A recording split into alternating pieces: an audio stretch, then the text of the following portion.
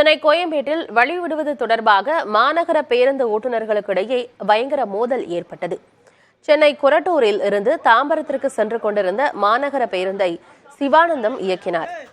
கோயம்பேடு பேருந்து நிலையம் அருகே சென்றபோது அண்ணா சதுக்கம் கோயம்பேடு மார்க்கத்தில் இயக்கப்படும் மாநகர பேருந்துக்கு வழிவிடுவது தொடர்பாக தகராறு ஏற்பட்டது.